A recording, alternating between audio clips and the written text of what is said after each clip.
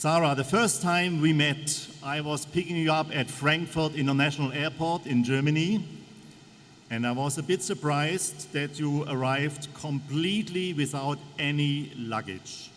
What has happened? Thanks for starting with the embarrassing question, Martin.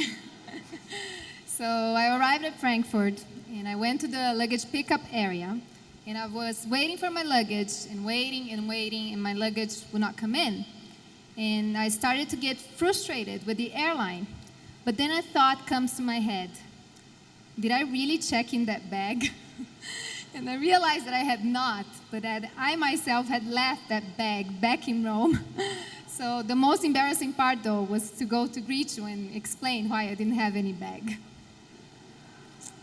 Welcome to Europe. You are from Brazil, and your temperament will show that and prove it. You studied business administration in Sao Paulo, but for the past few years, you work now with IFS in Italy. Can you a little bit explain from business to mission what has brought you that journey? Sure. I'll tell a defining moment for me. So I graduated from business school, and I was working for this company called Unilever. And I knew I wanted to pursue missions and study theology. And 2 months before I was about to quit this job, Unilever comes and offers me this big raise, and they offer me what would be my dream job in the business world, which was basically this executive trainee program for 3 years to train the future leadership of the company. And that moment for me, I had all the different voices, my parents' expectations that I would become a businesswoman, or my own personal fears of fundraising for ministry, or what would my colleagues think of me.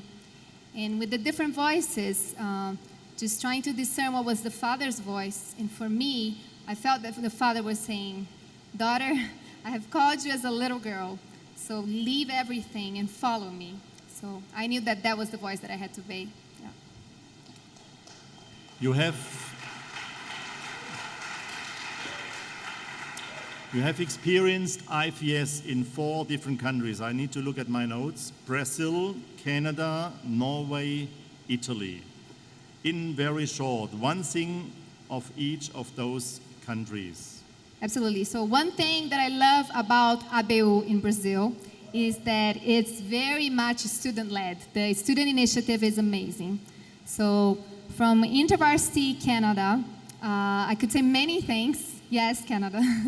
I could say many things. One thing that I really enjoyed is the seriousness of manuscript Bible study. I was studying theology, and the most profound time that I would have in Scripture, even though I was studying theology, was just manuscript Bible study with the students. Amazing.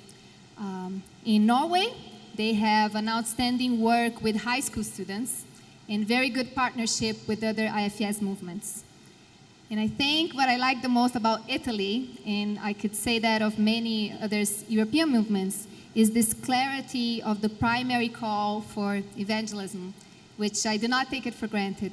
The last thing I will say, though, is that having worked in these 4 movements, I think one of the things that I love the most IFS is that each movement really has the face, is indigenous. It's very much the face of that country. In Brazil, some students think that IFS is from Brazil, or in Canada from Canada, in Italy from Italy, and I just love that.